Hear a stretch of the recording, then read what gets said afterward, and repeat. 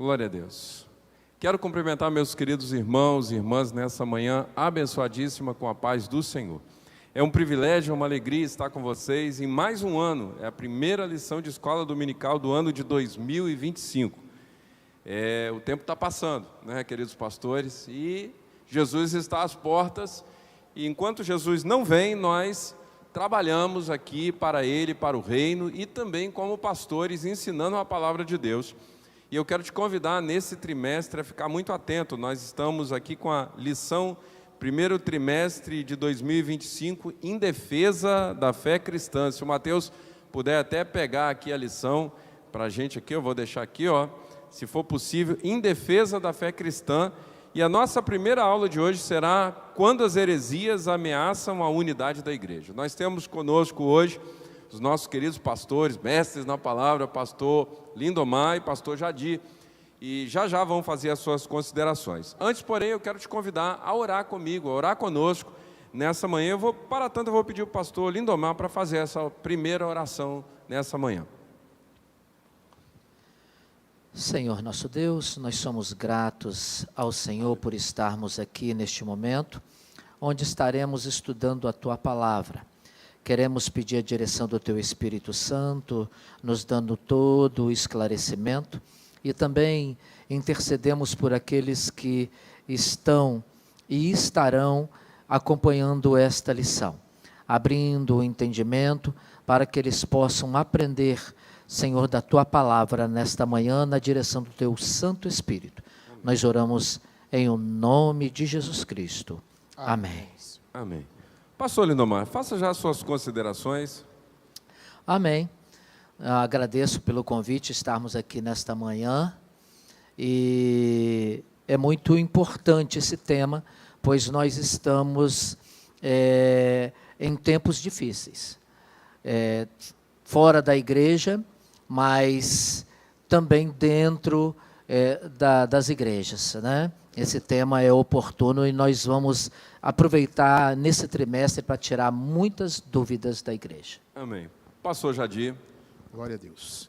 Eu também quero ser aqui grato ao Senhor por essa oportunidade de, junto com o pastor Lindomar e o pastor Sidney, podermos juntos discorrer essas lições, né?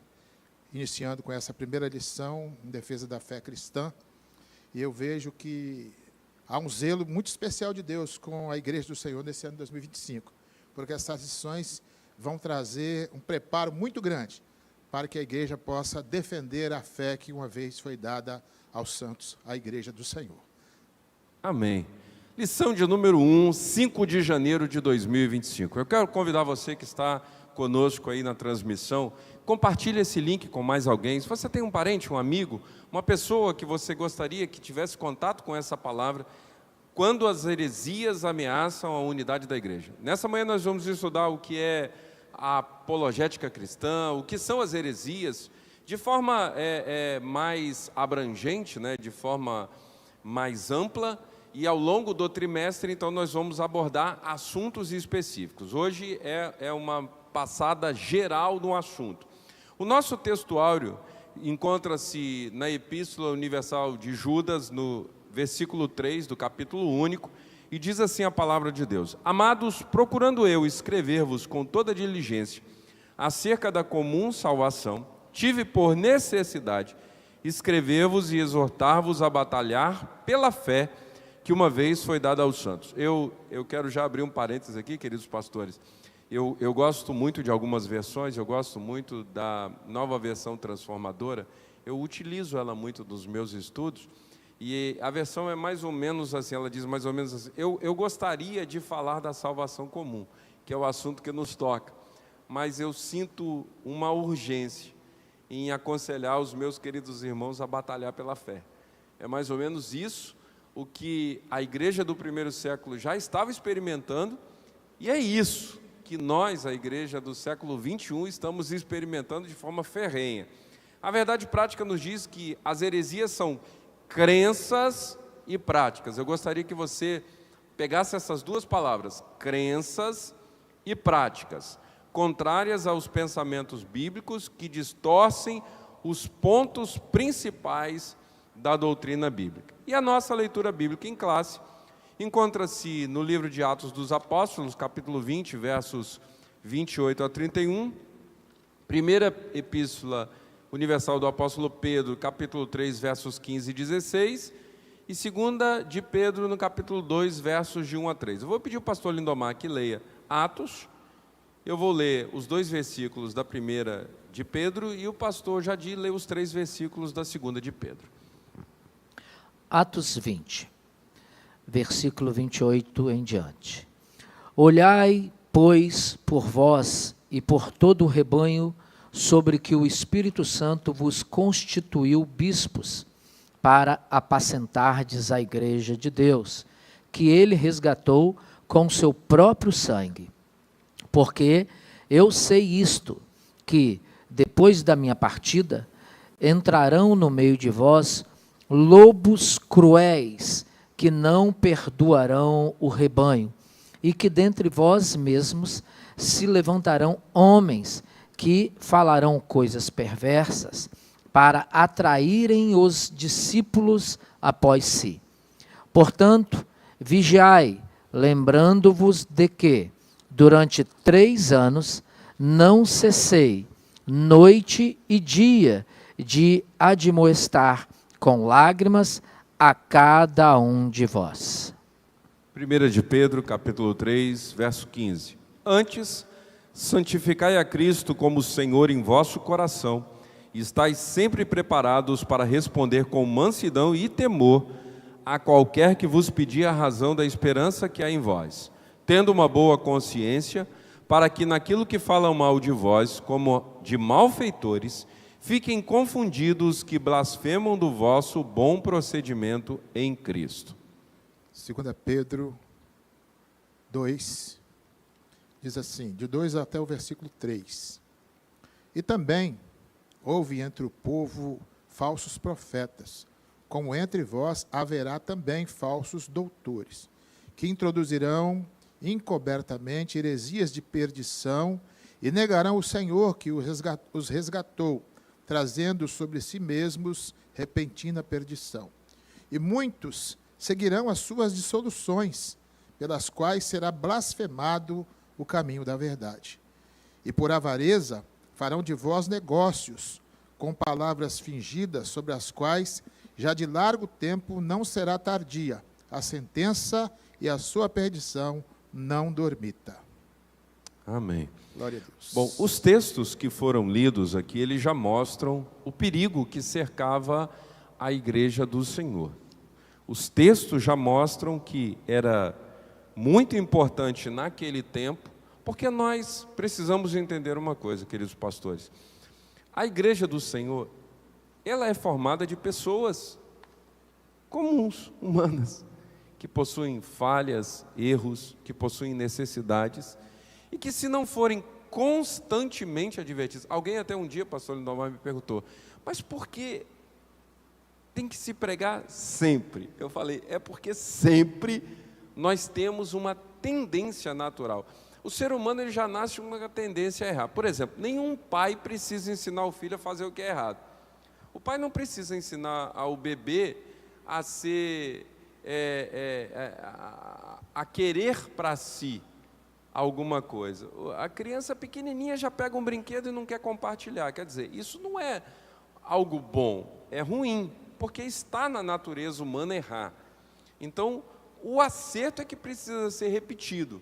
Você precisa fazer isso, você precisa fazer isso, você precisa santificar, precisa ler a Bíblia, precisa orar, e no outro dia a gente tem que falar a mesma coisa. E ainda assim acontece que muitas vezes alguém vacila, mesmo sendo repetidamente advertido, as pessoas acabam vacilando.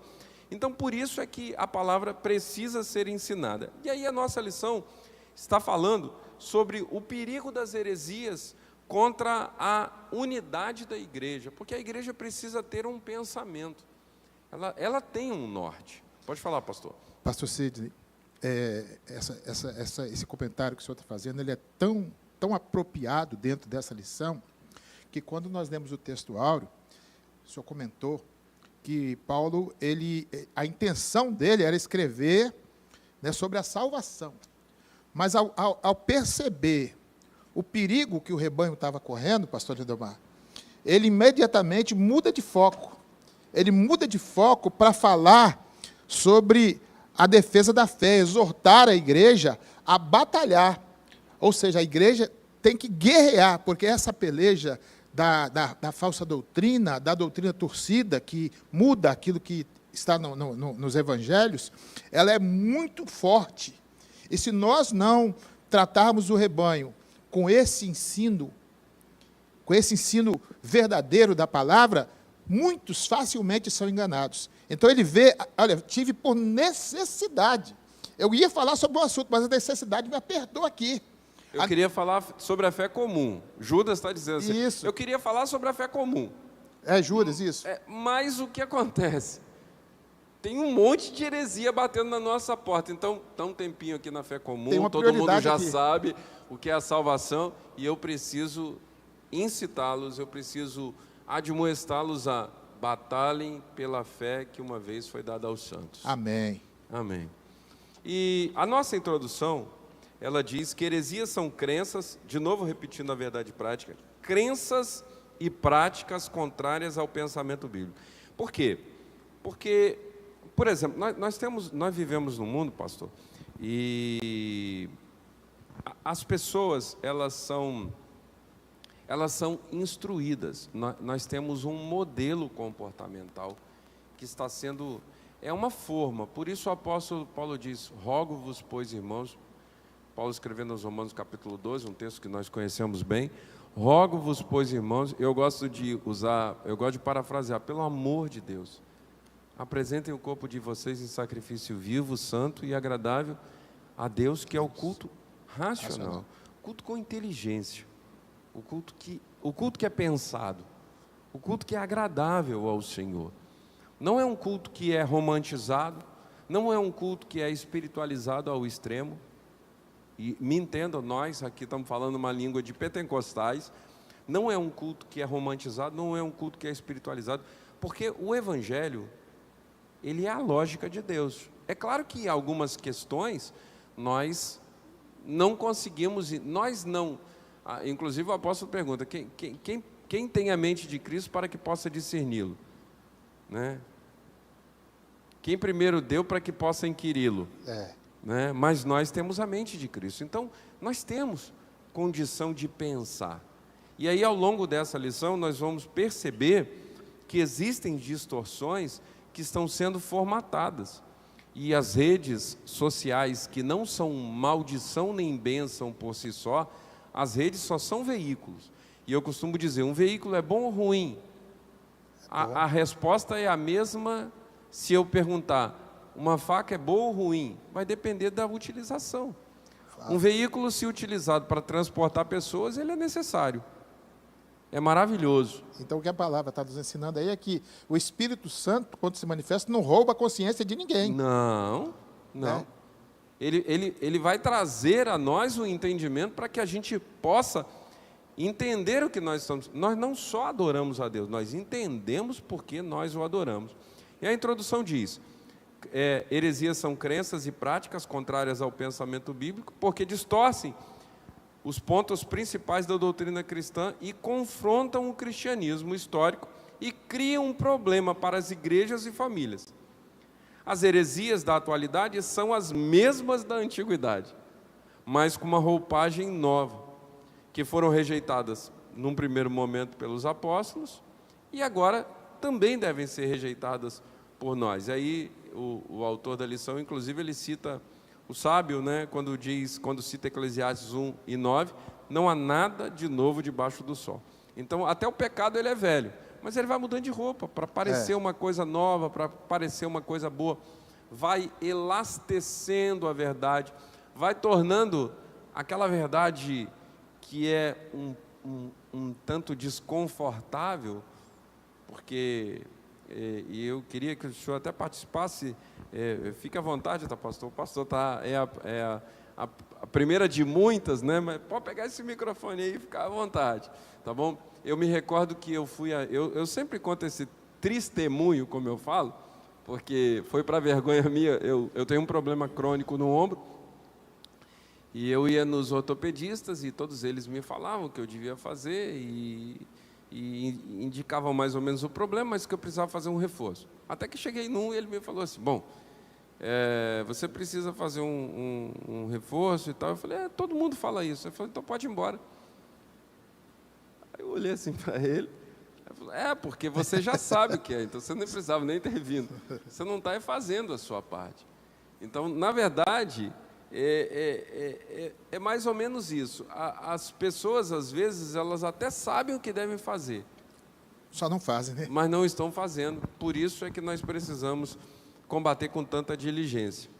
E essa primeira lição vai falar exatamente sobre isso. E o objetivo dela é mostrar qual é o nosso referencial para combate dessas heresias. E o nosso referencial é a palavra de Deus.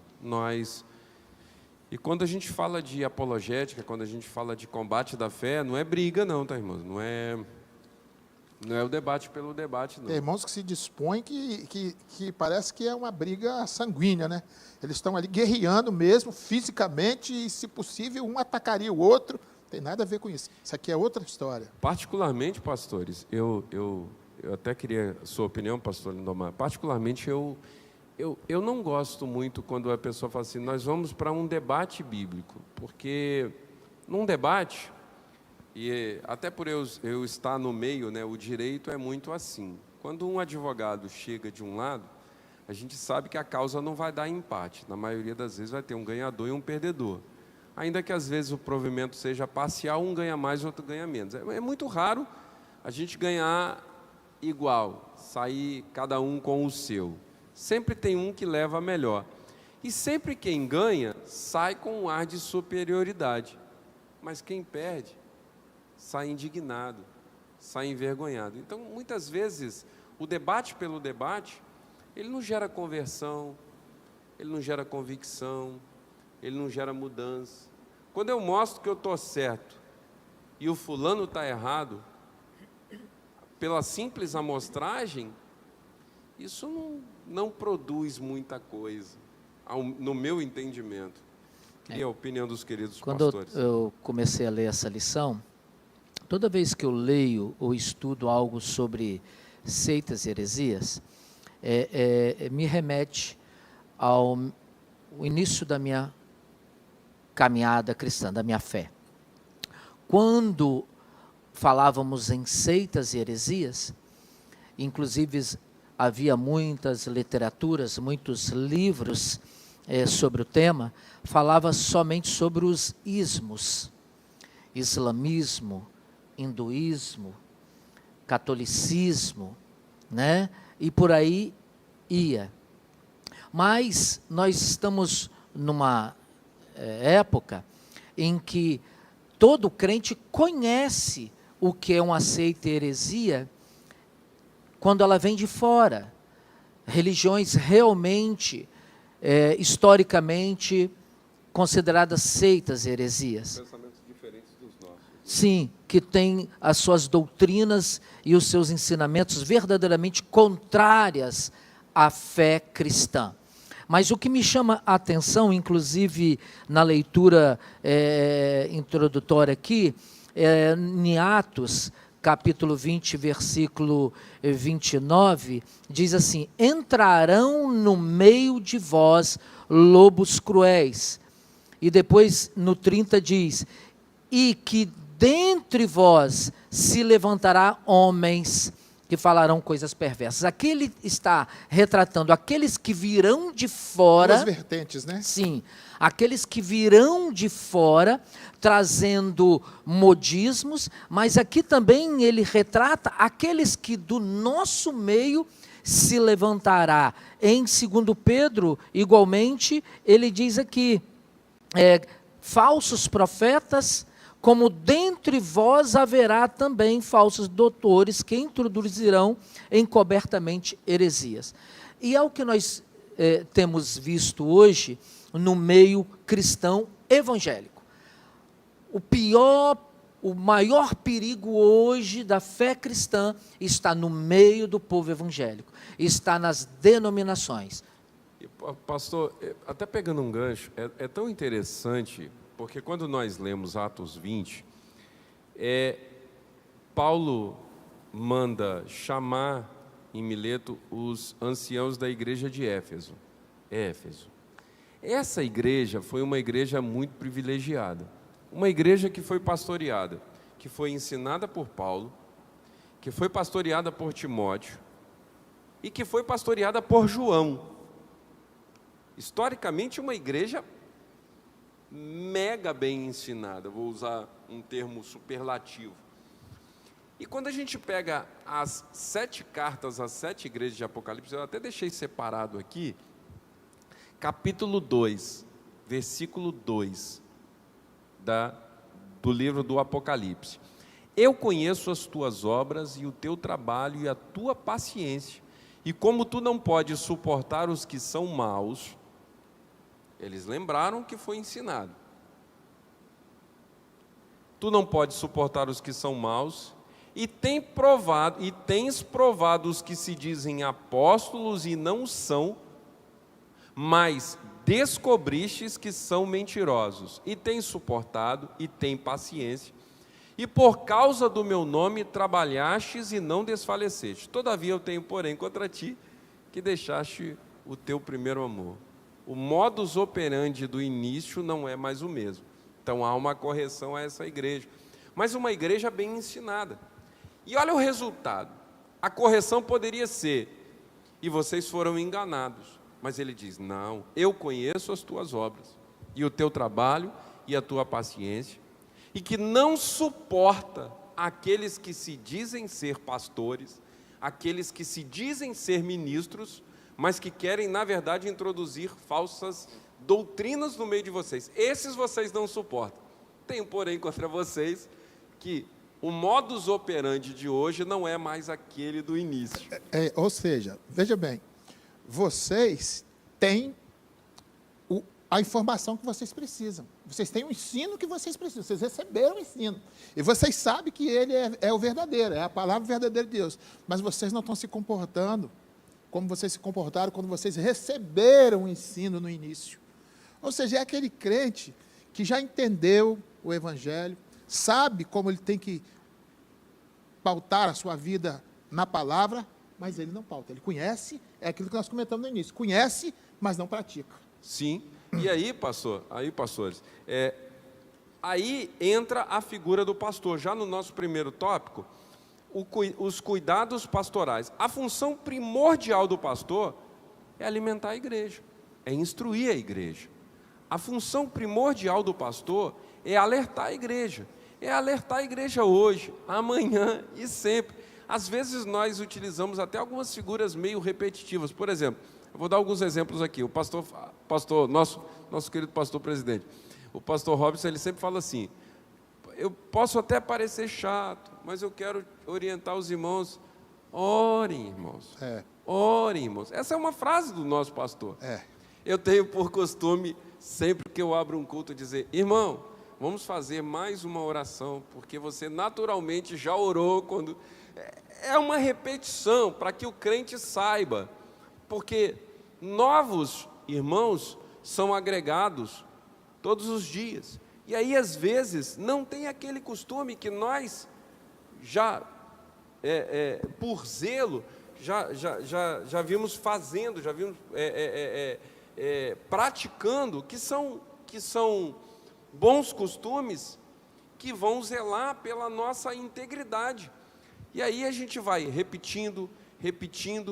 Eu estou dizendo de pontos comuns, mas a lição aqui, ela fala que a função do pastor vai muito além disso, porque ela visa proteger a vida das ovelhas. Isso. Queria abrir para os pastores, se quiserem fazer algum comentário sobre esse tópico. Sim, esse ponto aqui, nós vemos que é responsabilidade nossa como pastor ensinar, ministrar a palavra para as ovelhas.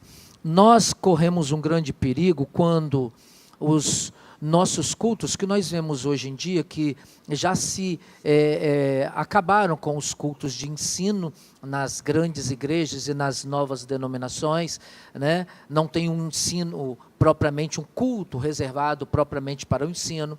A escola dominical também foi banida, substituída apenas chamada pelos cultos de celebrações, onde há muitas festas, muitos louvores, muita emoção, muitas luzes. Porém, aquelas pessoas que estão ali se emocionando, se alegrando, levantando suas mãos, elas não vão ter estrutura nenhuma, base bíblica nenhuma, experiência nenhuma com Deus, maturidade nenhuma espiritual, para suportar as aflições do dia a dia.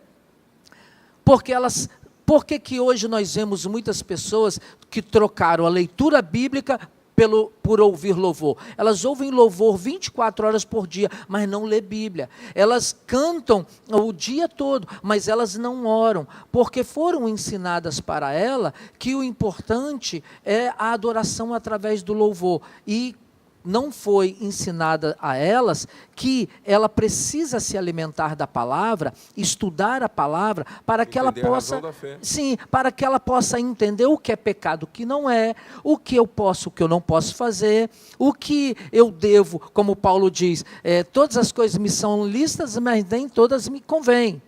Até o que eu devo cantar, né, pastor? Sim. Porque às vezes algumas letras, me perdoem a sinceridade aqui, Sim. aliás, me perdoem nada, eu tenho que ser sincero. Há pouco tempo atrás eu vejo muitos eventos, e não quero citar aqui por nome, não sei o que prophetic, não sei o que de adoração, e essas pessoas vão a esses lugares, e um dia ou 2 dias depois, elas entram em uma dificuldade pessoal, elas não sabem o que fazer, porque elas não têm base nenhuma. E há pouco tempo, eu aconselhando uma pessoa sobre isso, ela me disse que há pouco tempo ela tinha pagado, inclusive, para ir num encontro desse de, não sei o que, prophetic, né? Um monte de cantor, um monte de profetas, né? Louvorzão, né? E fui conversar com ela, orar junto com ela, ler algum texto da Bíblia, e ela falou, eu nunca tinha lido isso na Bíblia, é verdade. Então, esse é o nosso papel, é levar as pessoas ao conhecimento bíblico, para que elas possam, por si só, no dia a dia, elas poderem sobreviver a esse ataque mundano e satânico. E aí, pastor, pegando o gancho do que o pastor está falando, até para fazer um resumão do nosso primeiro tópico aqui, que é a ameaça dos lobos vorazes, hoje, não é ser um pastor antipático, é ser um pastor que preserva o rebanho, que zela pelo rebanho. Por exemplo, eu vou usar 2 expressões. O culto é teocêntrico. Deus é o centro da nossa adoração. Tem de ser assim. Nos céus, Deus é adorado. O centro da adoração nos céus é o Senhor. É o trono, né? E aqui na terra, sob pretexto dessa alegria, esse evangelho facilitado, muitas vezes, o culto tem sido antropocêntrico, ou seja, o homem vira o centro das atenções. Deus está interessado em você, Deus te ama. Ele te quer de qualquer jeito, Ele quer te abraçar, Ele quer te mimar. É quase, eu enxergo às vezes, em algumas palavras, um Deus desesperado. Não, eu te dou alguma coisa. É como um pai, os pais, nem todos, tá? Mas alguns pais que utilizam esse modernismo desenfreado, que não têm autoridade com os filhos pequenos, então precisam utilizar de mimos, de presentes, de favores, e aí isso tem sido transportado para o Evangelho. É verdade. Um Deus que não tem autoridade por si só, e Ele precisa mimar as pessoas. Não, você vem para cá, porque aqui nós não cobramos nada, porque aqui, olha, Deus te aceita, Ele entende as suas dificuldades, olha, entende mesmo, tanto que Jesus veio à terra porque Ele sabia que nenhum de nós podia fazer o que só Ele podia fazer, e morreu por nós. Ele morreu a nossa morte, e isso é fato, para que nós pudéssemos viver a sua vida. Não vivermos a nossa vida com os privilégios da morte e ressurreição dele. Por isso que é função primordial dos pastores ensinar a verdade. E aí Paulo vai falar, depois da minha partida, isso vai ficar mais sério. Quer fazer algum comentário, pastor? Quero sim. O pastor Lindomar e o pastor Cid comentaram aqui sobre esse evangelho dos nossos dias, facilitado, foi a expressão que o pastor Cid usou. É porque as pessoas hoje elas estão procurando uma igreja que aceite ela do jeito que ela é.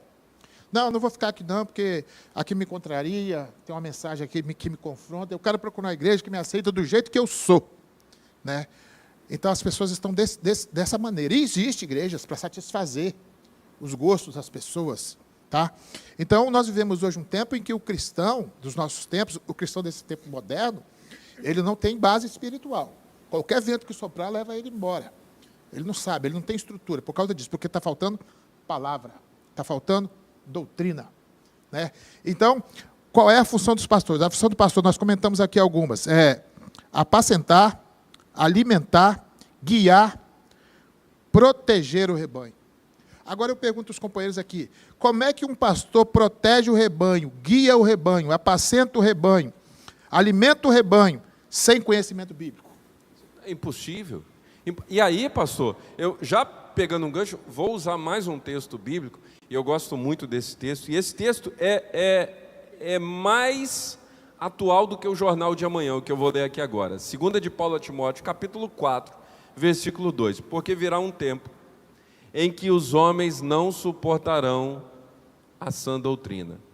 Eu vou parafrasear. Virá um tempo em que as pessoas não suportarão ouvir a verdade da palavra de Deus, mas conforme os seus próprios desejos desviados, irão ajuntar para si mestres, porque têm comichão nos ouvidos. Paulo diz, tendo comichão nos ouvidos, ou seja, eles querem tanto ouvir aquela palavra, que irão buscar. Ali está falando o que eu quero ouvir, então eu vou para ali. Agora, eu fiz um exame recente, e eu não fui onde me disseram, olha, aquela máquina ali só tem resultado bom. Eu fui onde me falaram, a máquina vai dizer o que o seu corpo tem. Mas é verdade. E quando eu peguei o resultado, eu olhei assim, rapaz, eu pensei que eu estava um pouquinho melhor na coluna. Né? Então, quando eu apresentar agora, segunda-feira próxima, amanhã, para o médico, ele vai dizer, rapaz, a máquina detectou algumas coisas aqui. E é isso que a Bíblia faz. Não é uma máquina. Mas se a gente pudesse usar uma figura aqui de linguagem, seria a máquina da verdade. Ela é um raio-x, ela passa a minha, a sua, a nossa vida. A vida. Porque quando o pregador está pregando, ele não está falando para o outro, ele está falando inclusive para o outro. Porque a verdade é a verdade. Para mim, passou por mim e chega no outro.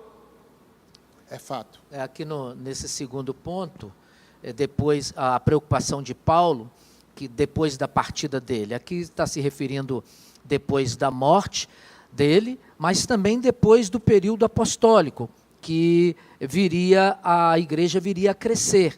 Então, ele ensinando a igreja para ter cuidado com o ensino que iria se perder com o passar do tempo. Então, tivemos o batismo na virada de ano, e eu li essa palavra para os meus meninos que se batizaram. Olha aqui a grande comissão. Tá? Jesus reuniu, né, os seus discípulos, tá? E no versículo 19 do capítulo 28, ele diz assim, agora vocês vão,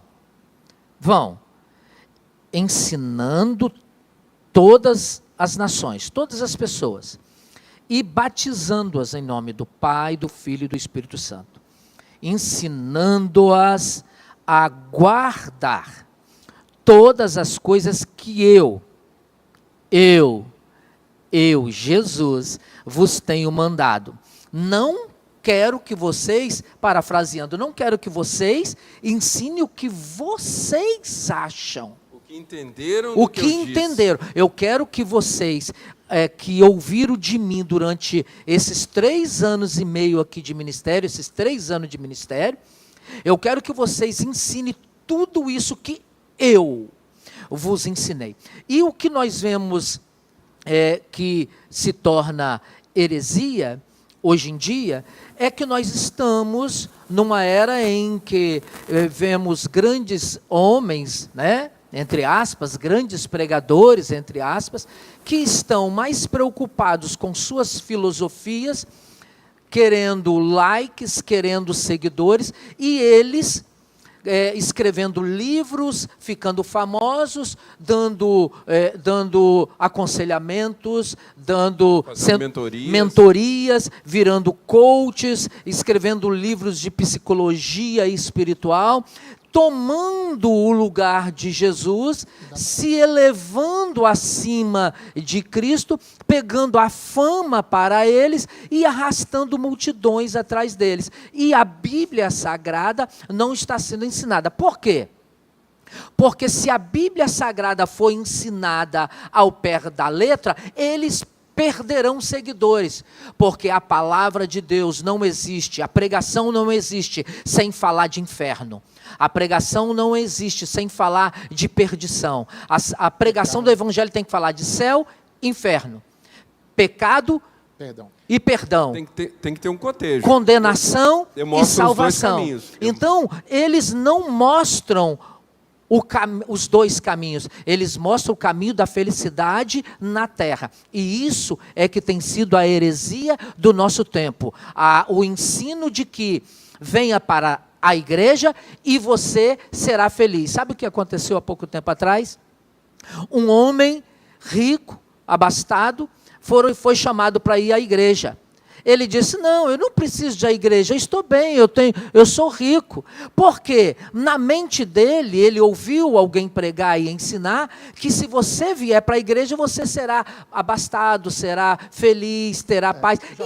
E já que ele já era, ele falou, para que eu vou na igreja então? Se o céu são essas coisas, eu já estou satisfeito. O que acontece já a partir, até porque a gente está com um horário já bem avançado e a gente ainda está no primeiro tópico. A origem dos falsos mestres é exatamente isso que a gente está abordando aqui agora. Primeiro, os lobos vorazes surgem dentro da própria... A gente não vai tratar aqui de heresias externas, a gente não vai tratar, como o pastor Lindomar já falou há alguns momentos atrás, dos ismos. A gente vai falar dos perigos, a gente está falando dos perigos, exatamente. E ao longo desse trimestre nós vamos abordar os perigos que acontecem de dentro para fora. São perigos... Como é que eles surgem? Primeiro, surgem dentro da própria igreja. Segundo, surgem de pessoas mal intencionadas, que às vezes, pastores, até começam bem intencionadas. E eu gosto de uma frase, para mim, é a frase que marcou meu coração. É um pós-versículo, né? Não está na Bíblia, mas é de um homem de Deus que já dorme no Senhor, que eu respeito muito. E ele dizia o seguinte: se o diabo não puder te tentar nos seus fracassos, certamente o fará nas suas virtudes. Dr. Martin Lloyd-Jones. E o que é isso na prática? Quando o inimigo ele não pode destruir alguém, porque a pessoa até mantém aquela vida, um caráter, fazendo as coisas que são certas, ele começa, rapaz, você viu que você é diferente? Você viu que quando você prega, acontece diferente? Você viu que quando você fala, todo mundo te dá ouvido?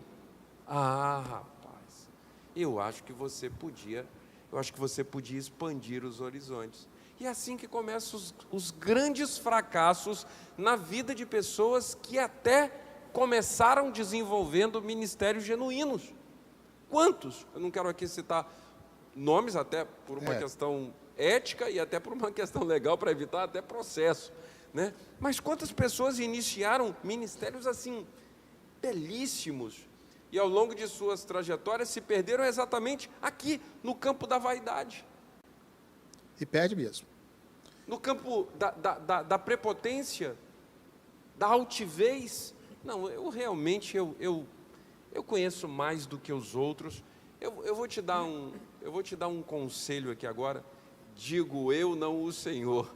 E aí começam a entrar por esse campo e daqui a pouquinho, né, estão dizendo só eles e nunca mais o Senhor. Nunca mais o Senhor fala. E aí isso vai acarretar o quê? Coisas como considerarem a palavra de Deus antiquada, considerarem a palavra de Deus desatualizada, considerarem os textos, porque, como eu disse, é tudo uma formatação, desde as escolas, desde os níveis menores, desde as nossas crianças no nível mais infante, até os nossos jovens e adultos nas faculdades. Hoje o ensino é formatado, contrário ao que diz a palavra, contrário à Bíblia. Não, a Bíblia é... Alguns dizem, até para serem bem aceitos, a Bíblia é um belo livro, tem alguns bons romances, tem bons enredos. Eu ouvi outro dia, porque a gente assiste as coisas, eu ouvi outro dia um filósofo, ele mesmo se declara ateu, e ele disse, não, eu acredito na historicidade do homem Jesus, e acho, inclusive, que ele foi um dos homens mais sábios da terra. Não consigo vê-lo como um Deus, olha só, mas acho que muitos de seus ensinamentos, se seguidos, melhorariam em muito a humanidade. Olha só, e isso faz com que as pessoas pensem o quê? Sendo assim, eu respeito a Bíblia, eu respeito os crentes me respeitam, e cada um na sua. E aí nós não pregamos mais a verdade para eles nos acham legais, nos aceitam. Jesus é um só, né? Tá Deus tudo, é um só, Deus é um só. O caminho é bom para todos os caminhos levam a Deus, e se você não crê em Deus, o seu caminho te leva a si mesmo, e está tudo bem.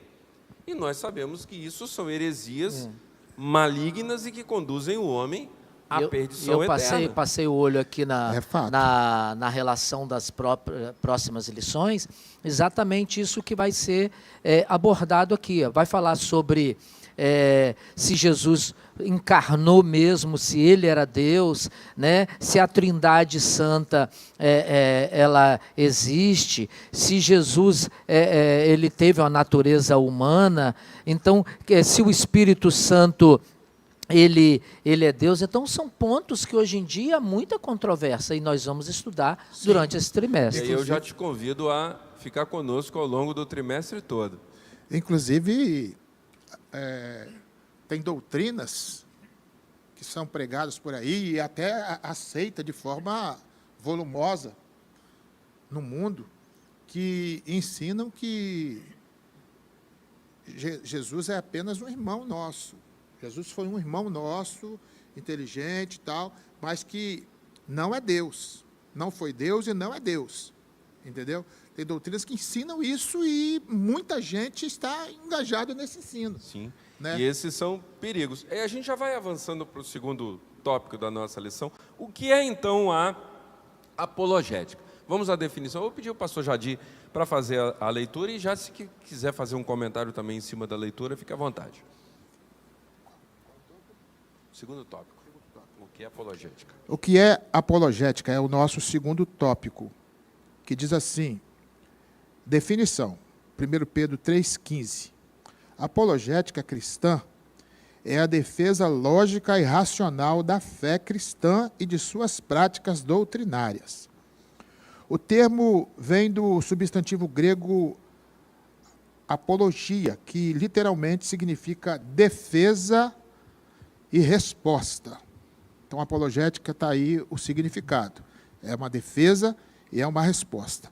O termo grego traduzido por responder, em preparados para responder com mansidão, e em 1 Pedro 3,15, apologia, numa tradução literal, e sempre preparados para uma defesa.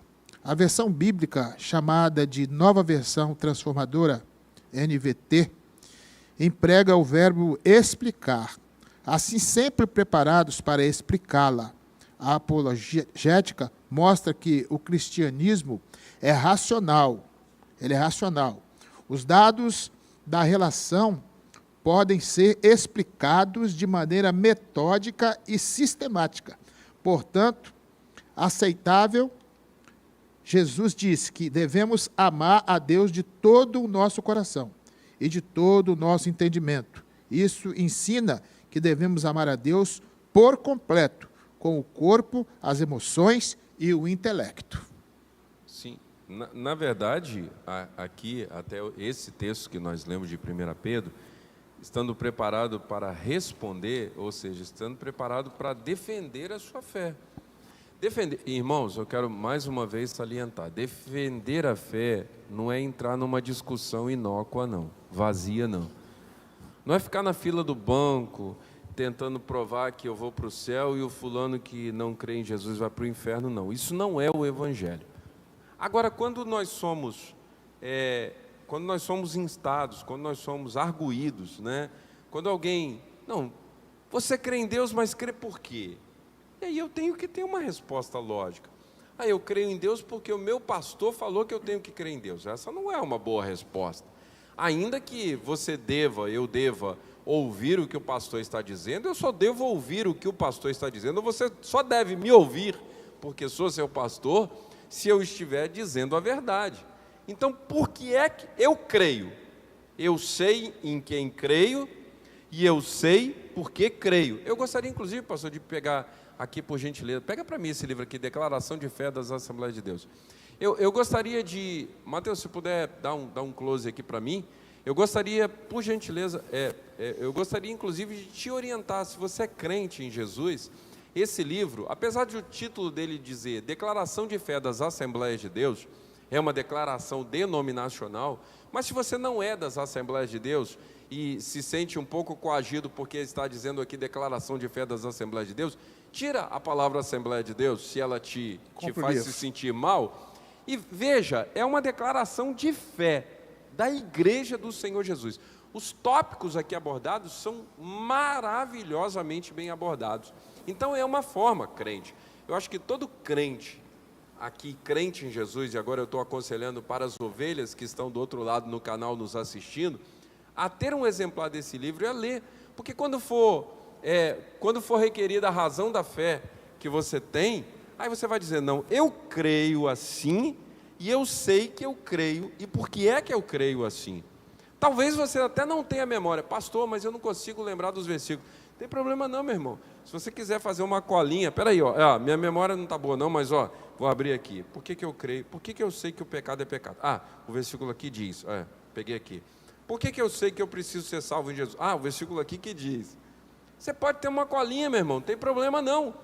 É melhor ter uma colinha e fazer certo, porque a sua arguição, sua prova oral, pode ser com consulta, deve ser com consulta, e a consulta é a palavra, então não tem problema não. Tem gente que acha que assim, não, eu só vou fazer bem se eu fizer de cabeça.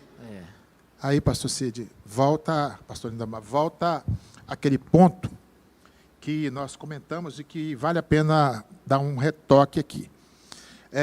Como é que você vai defender a sua fé? Qual o instrumento que você vai usar para defender a sua fé? Para defender a razão da sua fé? Qual o instrumento que você vai usar? Não tem outro. Não adianta usar as suas palavras, as nossas palavras, não adianta usar a nossa cultura, a ferramenta é essa aqui. E me fez lembrar de uma igrejinha lá do tempo da igreja primitiva, que estava em Bereia, que quando os apóstolos levavam os ensinos, eles tinham um instrumentozinho desse aqui. E eles abriam isso aqui para conferir se o que os apóstolos estavam ensinando estavam de acordo com isso aqui. Paulo era o maior mestre da época.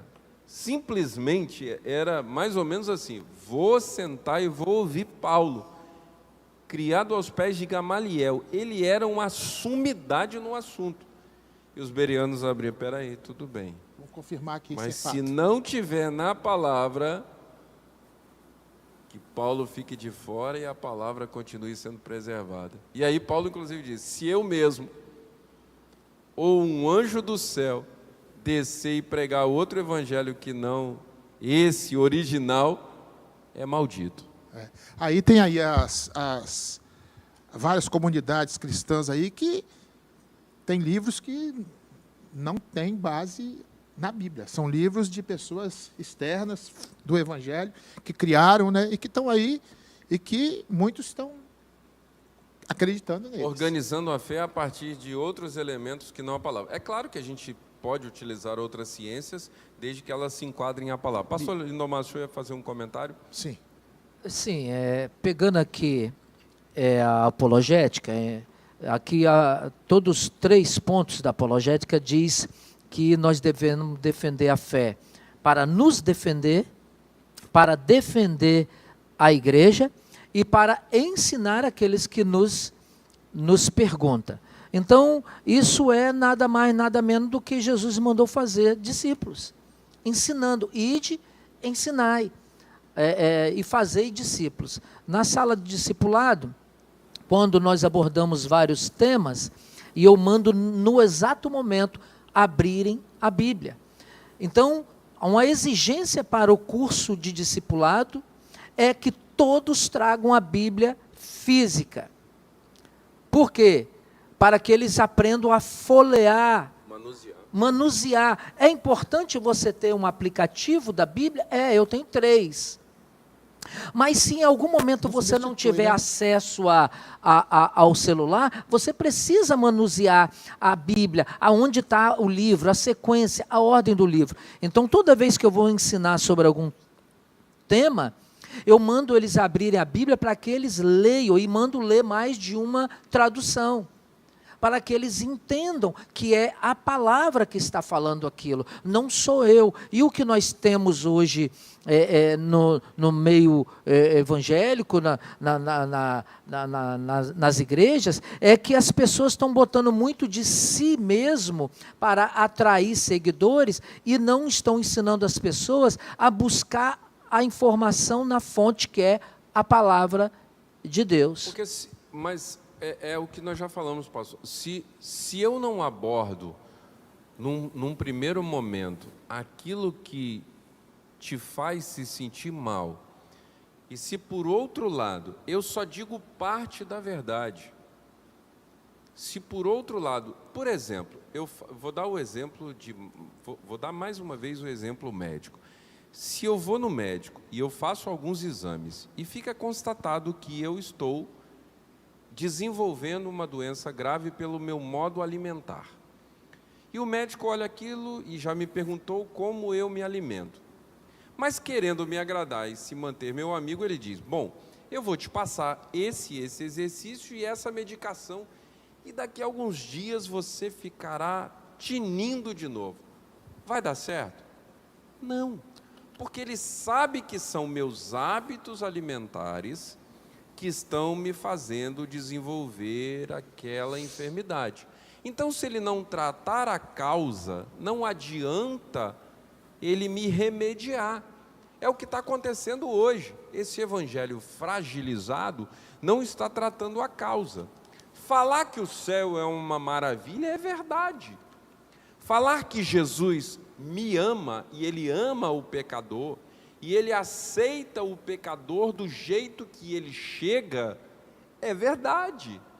Mas também é verdade eu dizer para este homem e esta mulher que ele é aceito como veio, mas que o Evangelho vai produzir mudanças necessárias, porque senão ele nunca vai experimentar a alegria da salvação. Vai experimentar a alegria de uma celebração, a alegria de um momento. Eu tenho repetido algumas vezes aqui, até sob o risco de me tornar antipático na palavra, mas eu não estou preocupado com isso, é que muitas vezes nós estamos vendo uma igreja querendo celebrar, mas é uma celebração sem motivos, porque o povo da igreja apostólica, eles celebravam as conquistas. Geralmente, no final de um campeonato, só uma torcida celebra. E não é a torcida, as duas torcidas que foram à final do campeonato. Elas podem chegar fazendo festa juntas, mas só uma vai fazer festa no final, a que venceu. Só um vai fazer festa no final, os que estiverem vencendo. E aí, a gente precisa pensar: o pecado tem me derrotado? ou eu tenho vencido o pecado? Porque eu só posso celebrar se eu estiver vencendo o pecado. Caso contrário, eu não estou entendendo a razão da fé que uma vez me foi entregue. Eu aceitei a Jesus para ser mudado. Eu não aceitei a Jesus para experimentar coisas boas do jeito que eu estou. E aí, a apologética, ela vai nos ensinar isso. E ela vai nos ensinar, já porque os 3 tópicos aqui são a mesma coisa, já passando para o último tópico, ela vai nos ensinar o que são as heresias. Quais são as heresias e quais os perigos das heresias. Pastor Lindomar, você pode ler para a gente? O senhor queria fazer algum comentário? Não, pode ir, pode dar continuidade. O que são heresias? Seitas e heresias. A palavra haireses no Novo Testamento grego é traduzida como seita e heresias. É verdade que o cristianismo foi também chamado de seita, mas por não cristãos, pessoas que não conheciam as verdades do Evangelho de Cristo e que se opunham a ele. Aqui já a lição já está falando o seguinte, que a seita é usada para designar as religiões heterodoxas, né? Seitas são aquelas religiões em que não tem a Bíblia Sagrada como base da sua fé e regra, né? Não tem Cristo muitas vezes como seu único Salvador, então ela foge totalmente daquilo que nós podemos chamar de uma igreja cristã. Enquanto heresias são ensinamentos que muitas vezes uma igreja denominada cristã, ela pode ensinar porque está se desvirtuando dos ensinos primordiais que foram ensinados, os ensinos apostólicos, né? Então nós temos que ter muito cuidado, porque muitas vezes nós sabemos o que são seitas, que são, nós citamos no início, aquelas religiões que nós sabemos que ensina coisas que a Bíblia realmente não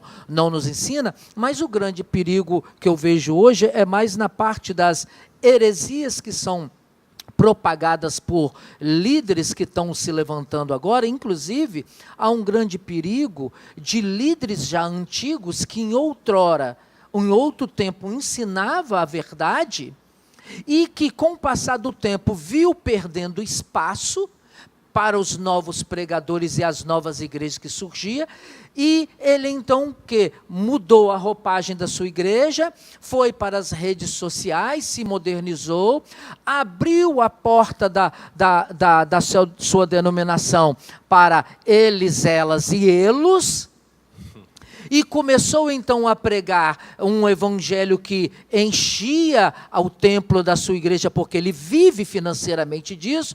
Então homens e mulheres que antigamente pregavam a palavra verdadeira. Há pouco tempo atrás eu gosto muito de Billy Graham, eu me inspirei muito em Billy Graham, porque é um grande evangelista, e é o que eu sou, um evangelista, e eu fiquei sabendo da história de um companheiro dele, que eu não vou citar o nome aqui agora, né?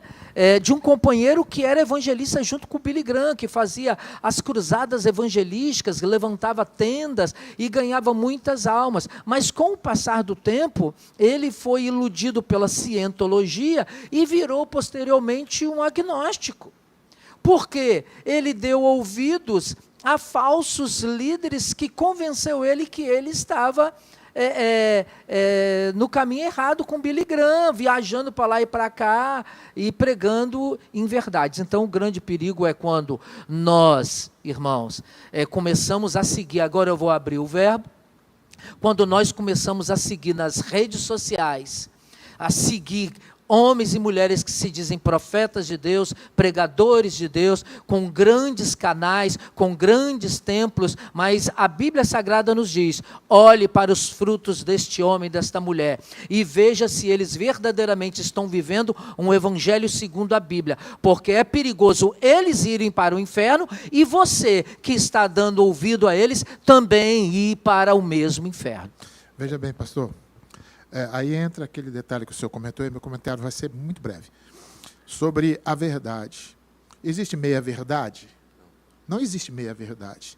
Mas aí o que esses homens Há fazem? quem diga que meia-verdade é uma mentira completa. Exatamente. Aí o que o camarada faz? Para poder atrair as pessoas que estão querendo algo que agrade a elas, não querem ser confrontadas, eles transformam a verdade em meia-verdade. Por exemplo, Jesus disse assim, eu sou o caminho, a verdade o cara fala, não, Jesus é o caminho, está escrito aqui, mas existem outros caminhos também. Então ele pegou uma verdade, dividiu ela em mais meias verdades, Fracionou. e muitos vão atrás dessa meia-verdade. Entendeu? Então isso é um perigo muito grande, e é algo que está acontecendo diante dos nossos olhos. Diante dos nossos olhos. Pastor Cid comentou aqui, pastor Lindomar também comentou sobre igrejas que hoje em dia não tem mensagem mais. É só aquele culto de louvorzão, aquela coisa ali, aquele movimento, não tem mais, a palavra não tem lugar. A palavra não tem lugar ali. Porque o que acontece, pastor, é que as sensações, elas são boas, mas elas também são perigosas. Eu me sentir bem num ambiente não é sinal de que Deus está nesse ambiente. Às vezes, o sinal de que Deus está no ambiente, eu sentir o meu estado de miséria. Eu me sentir mal, envergonhado, desesperado. O ladrão da cruz, se sentiu revoltado. Num determinado momento, ele até se sentiu um pouco vingado, porque ele viu, estou morrendo, mas esse aí, está morrendo também. Quem mandou? Enquanto isso, do outro lado, alguém morrendo na mesma condição falou, espera aí, rapaz, você não teme a Deus nem estando na mesma condição? Nós estamos aqui por merecimento. A declaração do ladrão da cruz, muito bem registrada, é a declaração de um crente convertido. Eu estou aqui, eu não estou aqui para me sentir bem, eu estou aqui para me sentir salvo. Se eu entrar no templo e eu não estiver bem com Deus e a palavra me corrigir, eu tenho que ficar feliz pela correção. Mas o que acontece, e que fique bem claro, meus queridos irmãos, nós não somos contrários às redes, até porque você está nos assistindo pela rede. Nós somos contrários àquelas pessoas que são reféns de rede. Aquelas pessoas que não têm uma firmeza da fé.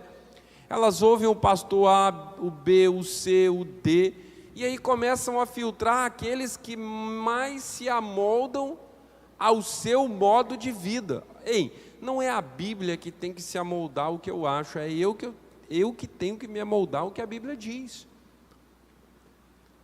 Porque o dizer de um crente, a vida de um crente é sim, sim e não, não. E o que passa disso é o que a Bíblia diz, é procedência maligna. Então, as heresias, e aqui o terceiro ponto do terceiro tópico fala de heresias de perdição. São esses sentidos, esse é o sentido ordinário da palavra, heresia de perdição. Por quê? Porque são palavras que são ditas, ou verdades que são descontextualizadas. Porque pedirei tudo quanto vocês quiserem e vos será feito. Mas deixam de lado a primeira parte que diz, mas se vocês estiverem em mim e as minhas palavras estiverem em vocês, então vocês pedirão tudo quanto quiserem e vos será feito.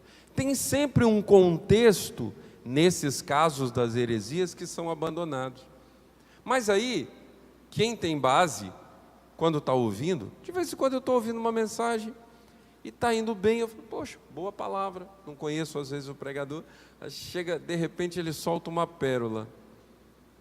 Na hora, a palavra que está plantada no meu coração diz, epa, epa, o bereano acorda, eu falo, pera lá, aí não é assim que a Bíblia diz.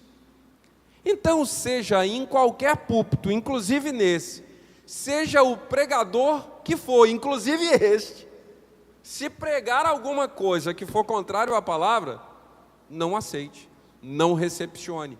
Perfeito. Porque o que tem que ter primazia é a palavra. Isso. Tem igrejas por aí que colocam, por exemplo, dons espirituais acima da palavra. Eles usam, para eles, o mais importante é a revelação. O mais importante é a revelação. Eles colocam dons espirituais acima da palavra. Entendeu? Sendo que nada pode estar acima da palavra. A palavra é soberana, é inerrante, suficiente. Mas isso está diretamente ligado, pastor, àquela preguiça que a pessoa tem de cavar o poço. Por que eu vou cavar o poço se tem uma fontezinha ali? Ah, mas a água é rota. Mas tem uma fontezinha ali. Eu quero evitar a fadiga. Então as pessoas estão tentando os caminhos mais fáceis, tentando os caminhos mais viáveis. Nós estamos chegando no final aí, né, da nossa lição, a conclusão. Vamos para a conclusão, e eu quero, depois de ler a conclusão, abrir para as considerações dos meus queridos pastores. A conclusão nos diz o seguinte: os apóstolos responderam aos opositores da fé cristã e lançaram a base da nova teologia, da nossa teologia. Todos os escritos do Novo Testamento mostram essa luta acirrada contra as falsas doutrinas. Como o pastor Lindomar falou, as doutrinas que foram cunhadas em todas as epístolas, as paulinas e as demais epístolas gerais, todas elas foram cunhadas nas palavras de Jesus. Ninguém falou o que achava que deveria falar. Falaram o que Jesus ensinou-lhes a falar. Por isso o apóstolo passou um período tão grande de tratamento, porque como ele não passou os 3 anos e meio, pelo menos 14 anos lá no deserto, ele ficou aprendendo do próprio Senhor Jesus, para depois vir a público dizer: o que eu recebi do Senhor foi o que eu também vos ensinei. É, pois, tarefa da igreja atual, batalhar pela fé que uma vez foi dada aos santos. Finalizamos com a seguinte pergunta para a reflexão: estamos a fazer pela verdade o que os agentes das heresias fazem pela mentira? Considerações dos meus queridos pastores. Sendo assim, então, é impossível anular as ameaças, anular os ensinos heréticos sem conhecimento bíblico. E a Bíblia, ela é suficiente. Não temos que acrescentar nada e nem retirar nada. Ela é suficiente, ela é suficientemente poderosa para nos fortalecer, para combatermos todo o ensino, venha de dentro ou venha de fora. A Bíblia é suficiente. Amém. Pastor Lindomar? Amém. Espero que a igreja esteja presente nas escolas bíblicas dominicais, todos os domingos, pois os temas serão muito importantes, né? E aconselho a vocês lerem a Bíblia. Leiam a Bíblia, estudem a Bíblia, venham à sua igreja ouvir os seus pastores pregar. Cuidado com quem vocês ouvem, porque a Bíblia nos diz, Pedro nos diz que o diabo, o nosso adversário, ele está nos rodeando. Ele fica ao nosso derredor, bramando como leão, procurando uma forma, um jeito de nos tragar. Muito cuidado com os ensinos que você tem recebido. Amém. Amém. E eu quero te convidar, já que nós estamos falando, há aqueles que dizem assim: eu não consigo estudar a Bíblia porque eu não entendo a Bíblia. Então eu vou te dar 2 conselhos. Primeiro, além da sua versão normal da Bíblia, é muito importante. Eu sou um estudante clássico da Bíblia, então eu gosto da minha versão Almeida, revista e corrigida mesmo.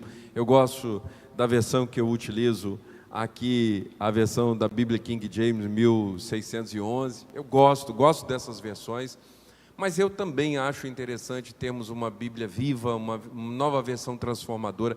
Tenha mais de uma versão da Bíblia, principalmente essas versões que eu disse, são boas versões, são versões sérias, Bíblia viva. Nova Tradução em Linguagem de Hoje, Nova Versão Transformadora, são boas versões mais contemporâneas que facilitam e, ainda assim, muito possivelmente você terá alguma dificuldade em alguns textos. Aí eu vou te dar um segundo conselho. Já dei o primeiro, leia a sua Bíblia em mais de uma versão. O segundo conselho é, nós estamos com as matrículas abertas na nossa escola teológica e de missões. E eu quero te convidar a fazer parte do nosso grupo. Nós teremos homens sérios, homens de Deus, homens e mulheres sérios, que vão ensinar a palavra nesse seminário teológico, nosso seminário teológico, um seminário com compromisso de formação de obreiros.